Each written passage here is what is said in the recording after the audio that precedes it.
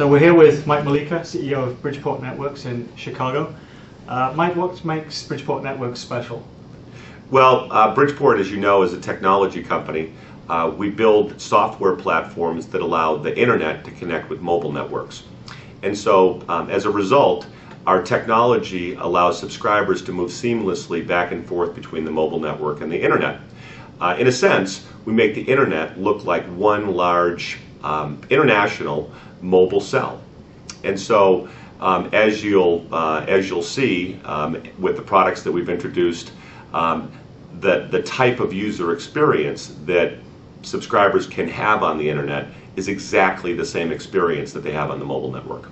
This is where BridgePort's located. What are your perspectives on the United States as a place to start a technology company? Well, we're a company that's headquartered in Chicago with significant R&D in Cambridge, Massachusetts, next to MIT.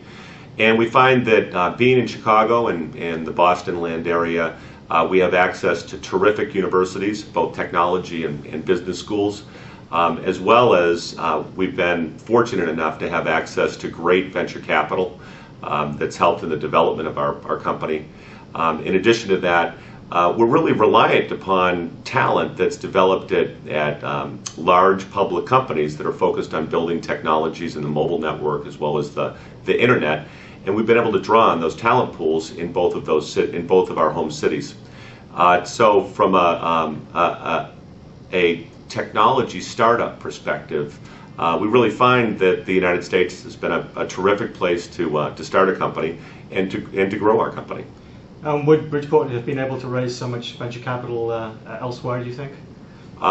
You know, I don't believe that the environment exists in quite the same way that it exists in the United States to build companies, and access to capital is a significant contributor to that.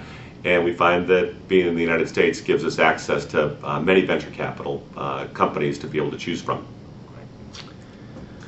Mike, we were talking a little earlier about what makes companies innovative, and I know one of your perspectives has been that it's all about finding discontinuities in the technology environment. How has that played to BridgePort's advantage?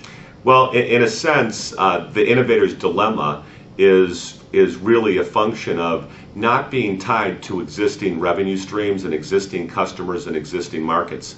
You need to come with a perspective of markets, but one of the things that we've been able to do is link two separate markets. We have many talented people that have built networks and technologies in the mobile network, and we have another set of people that have built technology and markets in the internet.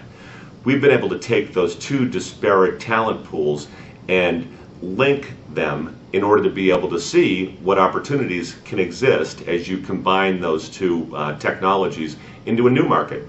And so from an innovation standpoint, it's that linkage and that identification of discontinuity that allowed us to be able to invent the technologies that we've built our company around. So the very interesting applications of BridgePort's technology in emerging markets. How does BridgePort contribute to the state of the world? Well, first of all, BridgePort's a small technology company, but we have built technology that can have a big impact on emerging markets and developing countries. Imagine a Chinese student winning a scholarship to Stanford University in San Francisco. That student, when they get to San Francisco, obviously wouldn't bring their Beijing-based mobile phone because of the international roaming charges associated with calls that they would incur. And even if they bought a local phone, if someone from Beijing were to call them on that local phone number, the cost would be significant. So with BridgePort's technology, and in particular a technology we built called Mobile Stick, we would allow that student to plug in this USB stick to their PC, and if someone were to call their local phone number in Beijing, that call would go from the local cellular network to the internet and terminate all the way over the internet to their PC on the Stanford campus, and they would be reachable. And so in this world of globalization, we've allowed people to stay connected without incurring the significant costs associated with those international calls. Mike, Bridgeport's going to Davos. What value do you hope to get from being nominated as a technology pioneer? Well, first of all, it's a huge honor to be invited to Davos.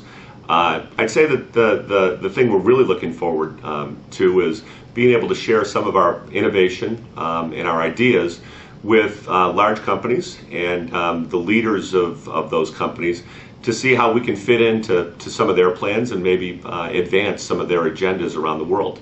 We're really looking forward to hearing how people react to some of our inventions, and just in general, being able to participate in the World Economic Forum should be an exciting opportunity for our company and in the city of Chicago. Thank you.